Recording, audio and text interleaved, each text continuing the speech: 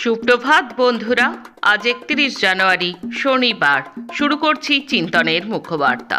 আজকের মুখবার্তার বিশেষ বিশেষ বিভাগগুলি: আন্তর্জাতিক সংবাদ, দেশের সংবাদ, রাজ্যের সংবাদ, বিজ্ঞান পরিবেশ সংবাদ এবং খেলার সংবাদ। প্রথমেই চোখ রাখবো আন্তর্জাতিক সংবাদে।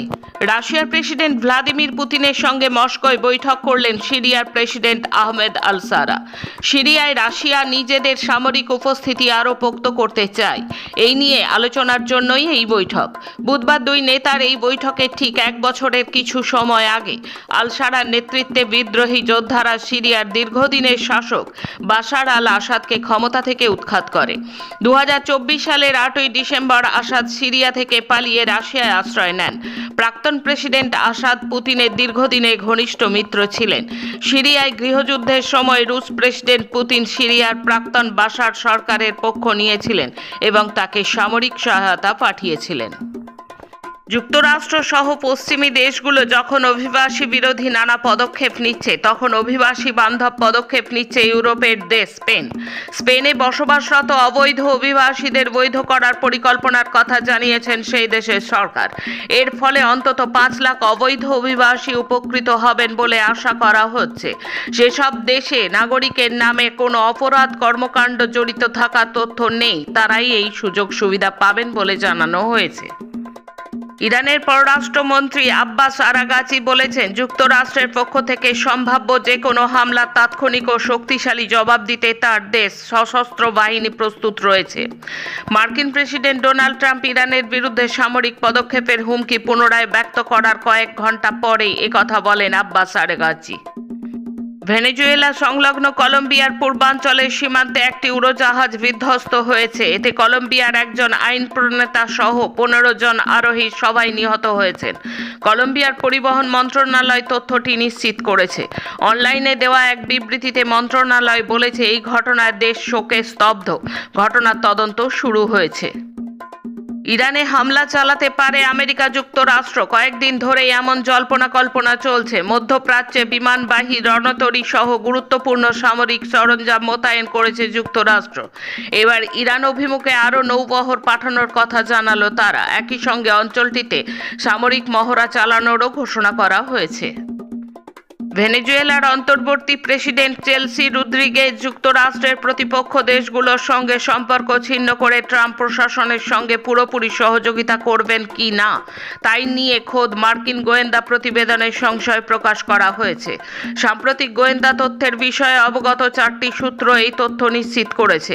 মার্কিন কর্মকর্তারা প্রকাশ্যে বলেছেন, তারা চান অন্তর্বর্তী প্রেসিডেন্ট ইরান, চীন ও রাশিয়ার মতো ঘনিষ্ঠ মিত্রদের সঙ্গে সমস্ত সম্পর্ক ছিন্ন করুক এবং ভেনেজুয়েলা থেকে তাদের কূটনৈতিক ও উপদেষ্টাদের বহিষ্কার করুক।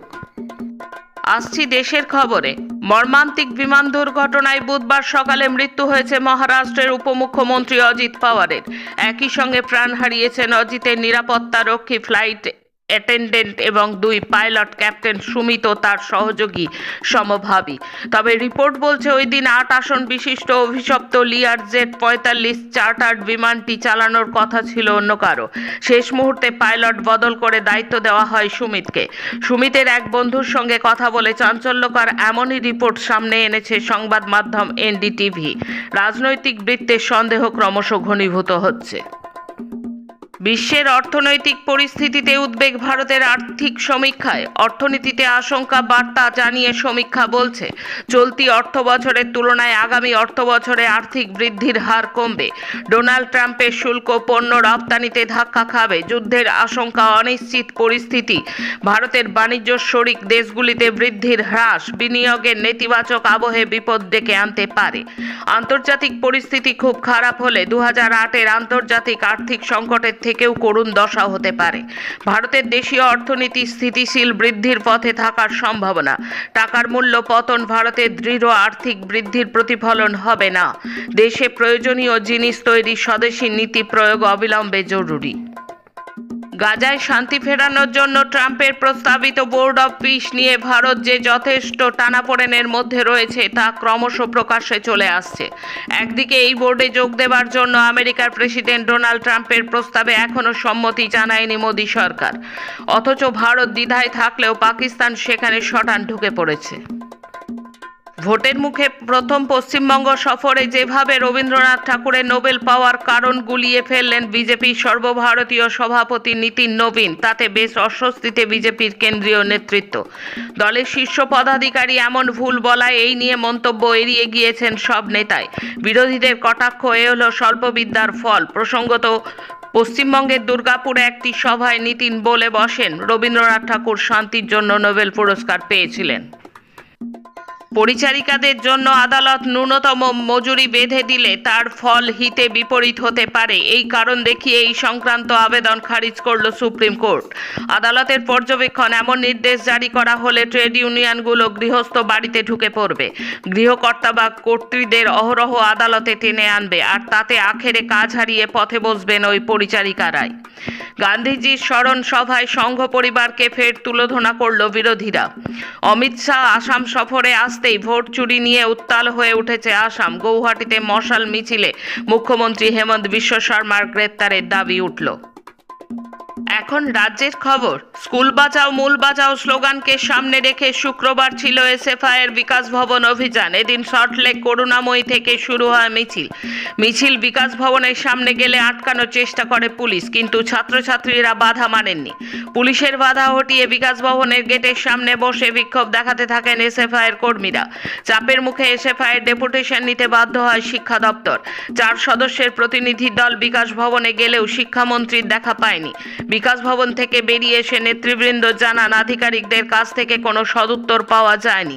সমস্যার কথা মেনে নিয়েছে, শিক্ষামন্ত্রী ছিলেন না। এসএফআই নেতৃবৃন্দ বলেন, স্কুলে শিক্ষক নেই, কম্পোজিট গ্রান্ট নেই। বিকাশ ভবন জানিয়েছে গ্রান্টের টাকা আটকে আছে। উল্লেখ্য, এসএফআই বলেছে যে পুলিশ সংগঠনের ছাত্রীদের ওপর আক্রমণ করেছে। নাজিরাবাদের ভয়াবহ অগ্নিকাণ্ডের ঘটনায় 5 দিন পর শোক প্রকাশ করেছেন প্রধানমন্ত্রী নরেন্দ্র মোদী। নিহতদের পরিবার এবং আহতদের জন্য আর্থিক সহায়তারও ঘোষণা করেছেন তিনি। নিহতদের পরিবারকে 2 লক্ষ টাকা এবং আহতদের 50,000 টাকা করে দেওয়া হবে ঘোষণা করেন তিনি। সোশ্যাল মিডিয়া প্ল্যাটফর্ম এক্সে লিখেছেন, পশ্চিমবঙ্গের আনন্দপুরে সাম্প্রতিক অগ্নিকাণ্ড অত্যন্ত দুঃখজনক এবং বেদনাদায়ক। যারা তাদের প্রিয়জনদের হারিয়েছেন তাদের প্রতি আমার গভীর সমবেদনা। আহতদের দ্রুত আরোগ্য কামনা করছি। তিনি বলেছেন, জাতীয় ত্রাণ তহবিল থেকে নিহতদের পরিবারকে 2 লক্ষ টাকা করে ক্ষতিপূরণ দেওয়া হবে এবং আহতদের 50,000 টাকা করে দেওয়া হবে। এসআইআরের শুনানির ডাক পেয়ে নির্দিষ্ট দিনে হাজির হয়েছিলেন শুনানির লাইনে। দীর্ঘক্ষণ লাইনে দাঁড়িয়ে শুনানি সম্পন্ন করার পর অসুস্থ হয়ে পড়েন বছর 68 রফিকুল ইসলাম। তাকে উদ্ধার করে প্রথমে স্থানীয় হাসপাতালে, পরে সেখান থেকে রামপুরহাট মেডিকেল কলেজে নিয়ে যাওয়া হয়, তবে শেষ রক্ষা হয়নি। কিছু সময়ের ব্যবধানে মৃত্যু হয় বৃদ্ধের। পরিবারের অভিযোগ, সামান্য নামের বানানের হেরফেরের জন্য শুনানির ডাক পাওয়ার পর থেকেই স্নায়ুচাপে ছিলেন এই বৃদ্ধ। চরম উদ্বেগ দানা বেঁধেছিল তার মনে। ঘটনায় পরিষ্কার, সেই চাপ নিতে না পেরেই হৃদরোগে আক্রান্ত হয়েছেন তিনি। বীরভূমের নলহাটি 2 নং ব্লকের ভগলদিঘি গ্রামের ঘটনা। প্রাতঃভ্রমণে বেরিয়েছিলেন যুবক, ঢুকেছিলেন হাওড়ার বোটানিক্যাল গার্ডেনে, কিন্তু নির্দিষ্ট সময় পেরিয়ে যাওয়ার পর তিনি পার্ক থেকে বেরোন বলে জিজ্ঞাসাবাদ করেন নিরাপত্তা রক্ষী তথা প্রাক্তন সেনাকর্মী। তাতেই চোটে লাল সেই যুবক। অভিযোগ, নিরাপত্তা রক্ষীকে তিনি বেধড়ক মারধর করেছেন। আঘাত নিয়ে হাসপাতালে চিকিৎসাধীন প্রাক্তন সেনাকর্মী। এ নিয়ে থানায় অভিযোগ দায়ের করেছেন বোটানিক্যাল গার্ডেন কর্তৃপক্ষ। শুক্রবার ভোরে চা বাগানে কর্তব্যরত অবস্থায় হাতির আক্রমণে মৃত্যু হলো এক চা শ্রমিকের। ঘটনাটি ঘটেছে ভারত ভুটান সীমান্তবর্তী আলিপুরদুয়ার জেলার কুমারগ্রাম ব্লকের শঙ্কস চা বাগানে। মৃত চা শ্রমিকের নাম আনন্দ মিঞ্জ। তার সঙ্গে থাকা অপর শ্রমিক জন খারিয়া কোনো রকমে পালিয়ে প্রাণে বাঁচেন। বিজ্ঞান ও স্বাস্থ্য সংবাদ। ভাজা ও মশলাদার খাবারে আকর্ষণ বাড়ছে শিশুদের, বাড়ছে বড়দেরও। আর কঠিন পেশাদার জীবনের ফাঁকে সন্তানকে ব্যস্ত রাখতে হাতে মোবাইল ফোন ধরিয়ে দিচ্ছেন মা বাবারা। এই জোড়া বদঅভ্যাসের জেরে শিশু কিশোর সহ সামগ্রিকভাবেই নাগরিকদের মধ্যে বাড়ছে স্থূলতা, অসুস্থতা, কমছে ঘুম, কমছে স্মরণশক্তি ও দক্ষতা। দেশ এবং তার অর্থনীতির উপরে সামগ্রিকভাবে তার বিরূপ প্রভাব পড়ছে। বৃহস্পতিবার সংসদে আর্থিক সমীক্ষায় এই ব্যাপারে আশঙ্কা প্রকাশ করা হয়েছে। শেষে খেলার খবর। অস্ট্রেলিয়ান ওপেনের ফাইনালে নোভাক জোকোভিচ, সেমিফাইনালে হারালেন ইয়ানিক সিনারকে। ম্যাচের ফল জোকোভিচের পক্ষে 3-6, 6-3, 4-6, 6-4, 6-4। রবিবার ফাইনালে তার প্রতিপক্ষ শীর্ষ বাছাই কার্লোস আলকারাজ। 2024 সালের উইম্বলডনের পর আবার কোনো গ্র্যান্ড স্ল্যামের ফাইনালে উঠলেন জোকোভিচ। টি-20 বিশ্বকাপে ভারত পাকিস্তান মুখোমুখি হবে আগামী 15 ফেব্রুয়ারি। কলম্বোর প্রেমদাসা স্টেডিয়ামে সেদিন মুড়ে ফেলা হবে কড়া নিরাপত্তার চাদরে। ভারত পাকিস্তান ম্যাচ নির্বিঘ্নে শেষ করতে এমনই পরিকল্পনা করেছেন শ্রীলঙ্কার ক্রিকেট কর্তারা।